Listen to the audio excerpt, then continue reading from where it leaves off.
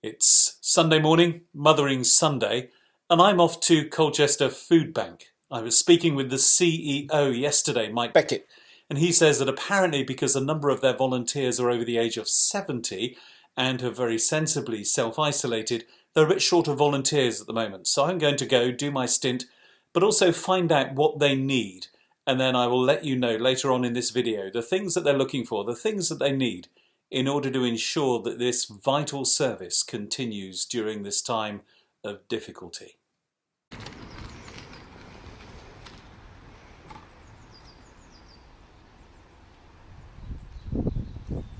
Okay, so I'm here with Michael and we're just going to find out exactly what's happening here at the food bank. So first off, how busy are you?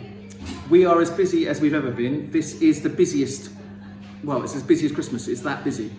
We've got so much coming in one end and out the other end, and then all my volunteers are working extra shifts and doing really hard and covering, because obviously we've got a reduction in volunteers because over half of them have had to stay at home because of the virus, because they're vulnerable people. So just to give us an idea, I mean, you've got a lot of food coming in, which is really good news, but it's going out just as fast because you're having as many people coming, as many clients this time as you would in your busiest time at Christmas. Yes. You know, we have unprecedented levels of demand. You know, we've never had a March like this, but then again, we've never had COVID-19 scare like we have at the moment, you know, affecting public health and public supply of goods. And obviously the food bank is doing everything it can to meet those who are in food poverty, so that they can get the help they need. Brilliant. And any particular things that you need, any items that you are short of?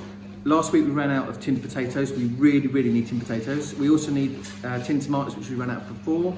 Pasta sauce, long life juice, long life milk, and toilet rolls and shampoo and things like that are secondary. But the primary things we need is food. And you also said you need some volunteers.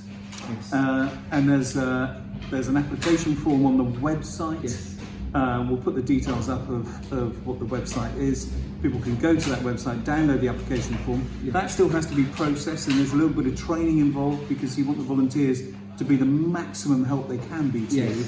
So there might be a time delay. Unfortunately there is, because we've got a reduction in our capacity because we've got less volunteers. But we are processing what we've got and we are skilling people up and we are building our capacity so that we are best able to cope depending on how things go going forward. And so actually even having some volunteer applications in reserve is not a bad thing, because you'll need drivers, you'll need all sorts of people helping you.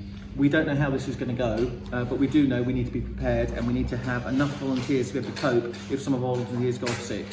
So we need to make sure we have additional capacity and additional, I suppose we just need to be ready and be prepared. I'm being a bit of a scout here, dib, but we need to be prepared. Brilliant.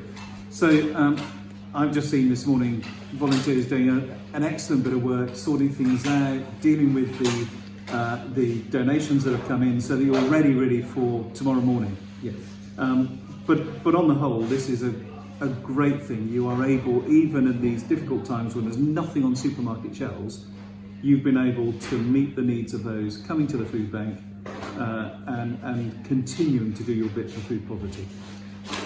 We will continue to do it until either food poverty is stopped or we run out of food, and we will keep going and make sure people don't suffer.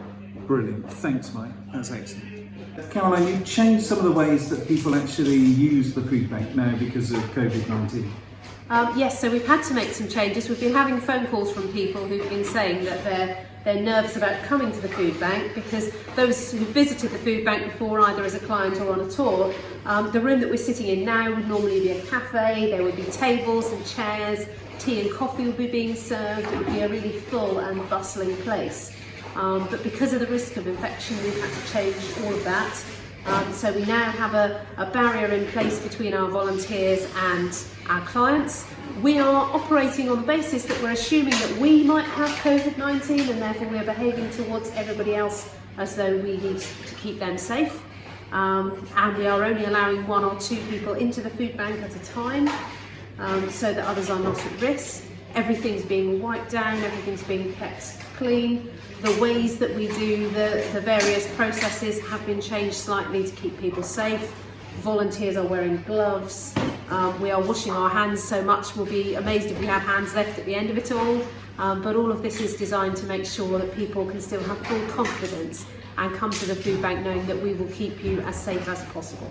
So this is really to say this is safe, it's clean, you're taking every precaution that you've been advised to take, and not to refrain from coming to the food bank because you have fears of what might be there. Now that's quite right. And if you are bringing a donation and you're worried, then you can leave the donation just outside, your regulation, couple of metres away, and we will take it from you rather than you needing to come all the way in. So if you're worried about that and worried about getting a donation to us, then don't worry, because we've also taken those precautions too.